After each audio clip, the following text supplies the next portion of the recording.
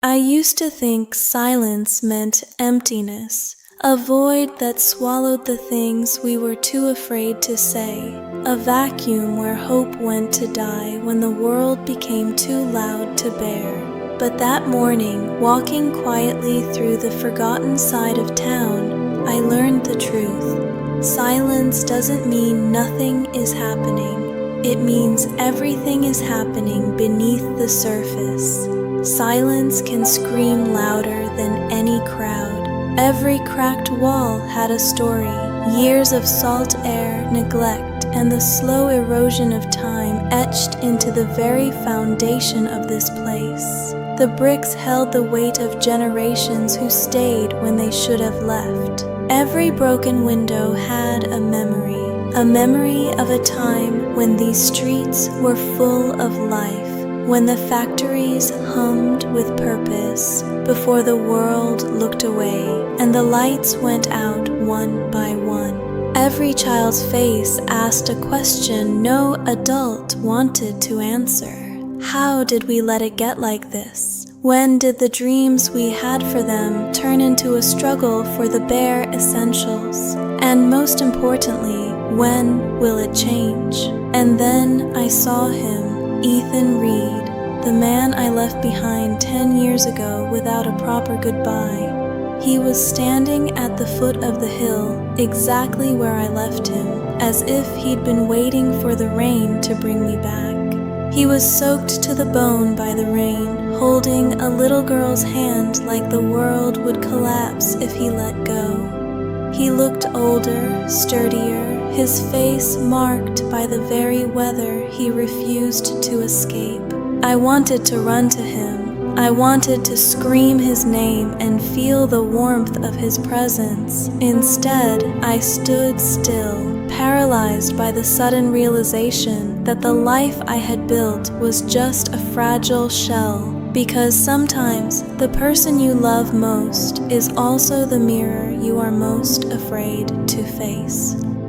The mirror that shows you the person you became when you decided that leaving was the only way to survive.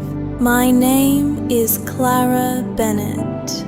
I grew up here in Harbor Vale, a place that the map seems to have forgotten. A place where the tide comes in and out, indifferent to the people struggling on the shore. It's a small American coastal town that tourists only noticed in the summer months, when the sun was bright and the water was blue. They never saw the shadows that lengthened as soon as the last car drove away. In winter, it looked abandoned. Empty cafes with chairs turned over on tables, the smell of stale coffee and damp wood hanging in the air, closed factories with rusty gates and tired people pretending they were fine. I moved to London after college.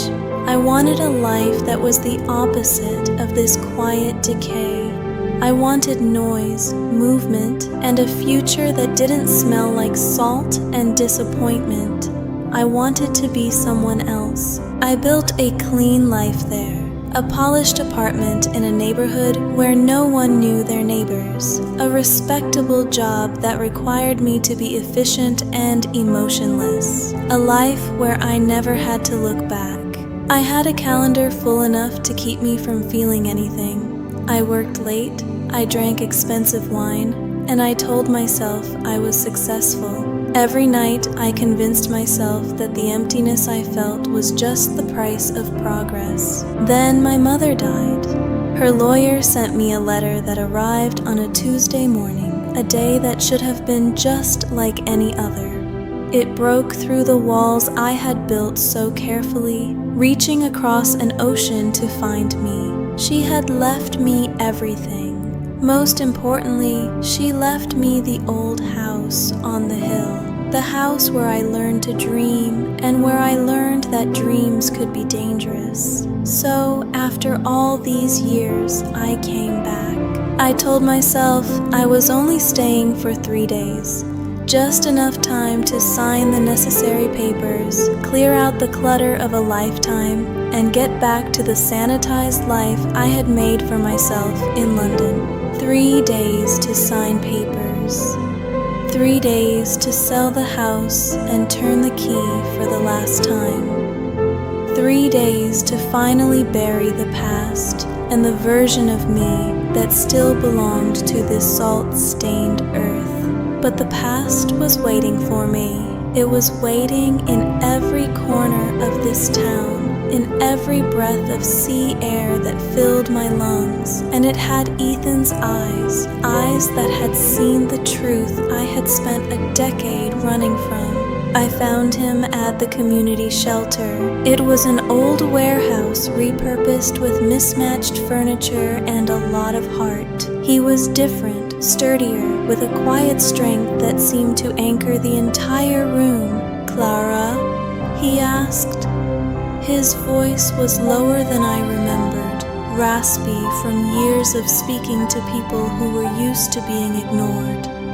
It still had that same rhythm that used to make my heart skip a beat. "Ethan," I said his name like a secret I had kept for too long. "I heard you were back," he said, his gaze never leaving mine. "Only for a few days," I replied, my voice sounding thin even to me. "That's what people say before the town finds a reason to keep them," he told me. He didn't say it with bitterness, just a quiet certainty that comes from watching many people come and go. I asked him if he worked there. "I live here mostly," he said. "Run the shelter, help with food, medicine, school supplies, whatever doesn't fall apart first." He spoke of the town like a patient he was trying to keep alive. "You always wanted to leave," I reminded him, thinking of the maps we used to draw on diner napkins. "I did leave," he said. "Then I realized leaving is easy when you don't look back. It's the staying that's hard." "And if you do?" I asked, the wind catching my words. "Then you see who couldn't follow," he answered. The words hung in the air between us like a bridge that had been burned and was only now being rebuilt. The town was worse than I remembered. It wasn't the dramatic kind of decay you see on the news, the kind that invites sympathy and cameras.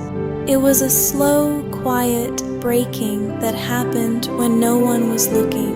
I saw Mr. Henderson, who used to own the hardware store. He sat on his porch every day, staring at the empty lot where his life's work used to be. He wasn't angry anymore, just tired of being invisible. It wasn't beautiful enough for charity campaigns. It was just people trying to survive in a place the world had moved on from. The weeds were winning, reclaiming the homes where families once gathered for dinner. People were hungry quietly, sick quietly, lonely quietly. They had become experts at hiding their pain, masking it with a polite nod or a forced smile when they saw someone in a clean coat walk by. Sympathy passed by their windows every day in warm cars and clean coats. People on their way to the scenic overlooks or the upscale resorts further up the coast, never stopping to see the reality behind the fog. I had become one of those people. I donated online to global causes. I posted kind words on social media. I said, "That's heartbreaking," then went back to my dinner in a restaurant where the lighting was always perfect. But standing there, watching children share one sandwich between 3 mouths, heartbreak became useless. It was a luxury I couldn't afford anymore. It wasn't enough to just feel. I had to do something. Ethan saw it on my face. The realization of my own distance. The realization that I had built my life on the avoidance of pain. "Hard to look at, isn't it?" he asked. "Yes," I admitted. Harder to admit we stopped looking. That evening, we sat in the old diner, the same booths we used to sit in when we were 20 and full of impossible plans. The vinyl was cracked and the coffee was bitter, but it felt more real than any 5-star restaurant. "Do you hate me?" I asked. The question had been burning in my throat since the moment I saw him in the rain. "No," he said. The answer was too fast, as if he had already rehearsed it 1,000 times. "Because I've answered it 1,000 times in my head," he explained. "I loved you. Then I missed you. Then I blamed you. Then I got tired. Hate takes too much energy, Clara. Energy I didn't have to spare. People here needed mine more than you did," he said softly. "I wanted you to come with me," I told him, my voice cracking under the weight of a decade of regret. "I thought we were building a future together. You wanted me to become someone who could fit into your future," he said, "not someone who belonged in my present. You wanted a version of me that didn't exist. That's not fair," I argued, though I knew he was right. "Maybe," he admitted, "but it's true. I was scared," I said.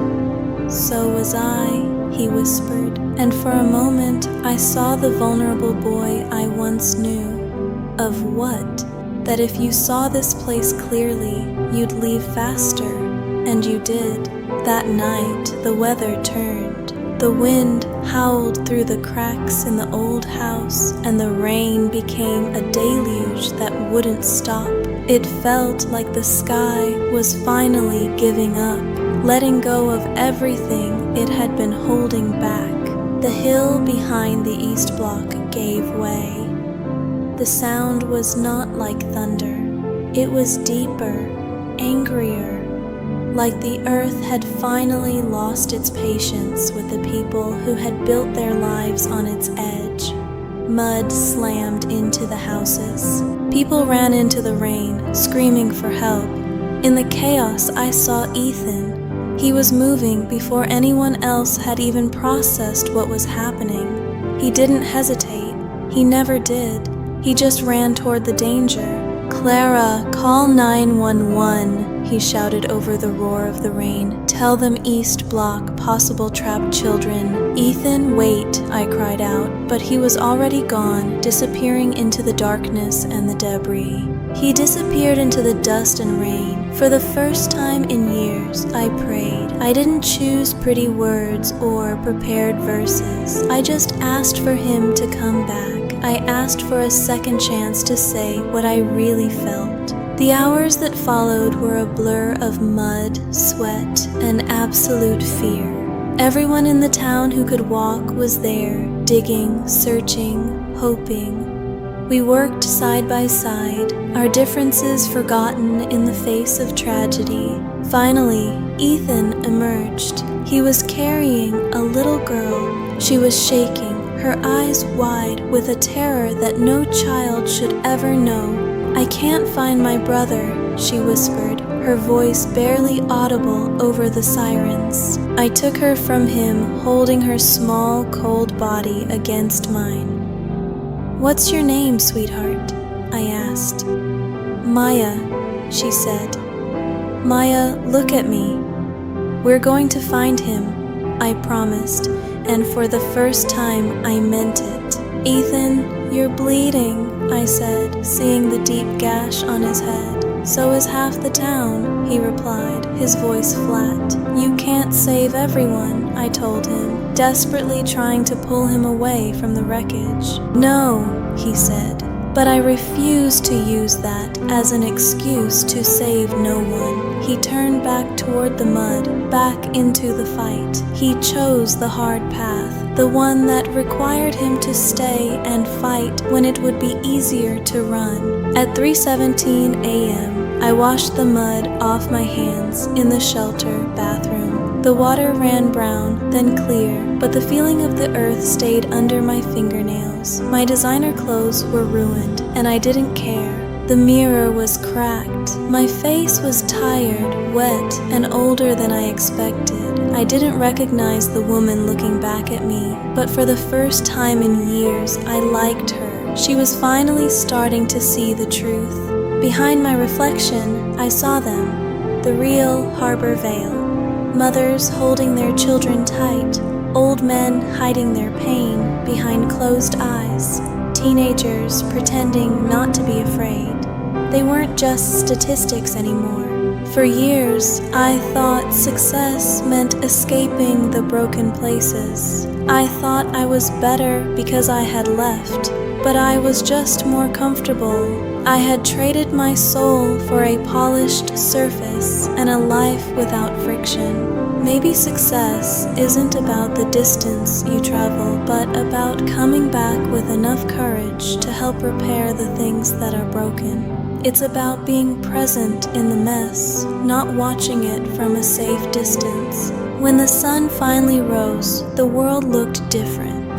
The damage was visible, but so was the resilience of the people who had survived. We stood outside the shelter, exhausted, smelling of rain and old wood. I thought walking away made me strong, I said to him. Maybe it did for a while, he answered. No, I replied. It just made me comfortable. It made me a coward who was afraid to face the things that mattered. I loved you, Ethan. I think I never stopped. I just buried it under flights, meetings, and nice coats. I was afraid that if I looked back, I'd fall apart and never be able to put the pieces back together again. And now, he asked. Now it hurts, I admitted, but at least it's honest. For the first time in a decade, I wasn't pretending to be fine. I was just being me, mud and all, and that felt like a beginning. Love isn't enough here, he said, gesturing to the broken town. I know, I replied. That's why I'm not asking you to leave. I'm asking if I can stay and help you rebuild. I'm asking for a place beside you. I sold the apartment in London. I sold the life I had spent so much time building. I sold the house on the hill too, but not to developers who wanted to build condos. I sold it to the future of Harbor Vale. We turned it into a community clinic, a place where the quiet hunger and the hidden pain could finally be addressed. It was hard work, the kind that leaves you exhausted but satisfied at the end of every day. Ethan hated the paperwork. I hated the mud. We both hated how slow the change was, but we didn't stop. We kept going, one day at a time, one person at a time. We learned to celebrate the small victories. And slowly, people came. A retired nurse from Boston, a carpenter from Dublin, a teacher from Manchester, people who saw the pain and chose to stay. They brought their skills and their hope to our little town. I realized then that we weren't so different. Everywhere, people wanted the same things: a warm room, a safe child, a hand that stayed when the weather got rough. We were finally providing that for our neighbors. 1 year later, we gathered for a community dinner. The air was full of laughter and the smell of good food. It felt like home, not the home I had run away from, but the home we had built together. Miss Clara, look, I made this for you, Maya said. It's the town, but not broken anymore. It was a beautiful big dream for a small child, and it was a reminder of why we had chosen to stay. Big dreams are just small jobs done every day, Ethan said. She's right, I told him. He looked at me, and I knew we had found our reason to stay. We had found a life that was finally big enough for both of us. Walking quietly taught me more than running ever did. It taught me that every hidden wound eventually asks to be seen and healed. It taught me that silence is not emptiness, but a space for growth. Love is not a window we watch suffering through from the safety of our own comfort. Love is the door we open even when we're afraid of what's on the other side. It's the choice to be present. Sometimes the most romantic thing you can say isn't "come with me." It's "I see the pain too, and I'm staying." And that's exactly what we did. We stayed, we listened, we loved, and we rebuilt. You're quiet, Ethan said. I'm listening, I replied, to everything we used to ignore, to the heart of this town and the people in it. For the first time, the silence did not feel empty. It felt alive with hope. Look closer, love deeper. Don't let sympathy stay behind the window. The end of our story and the beginning of so many others. Thank you for listening.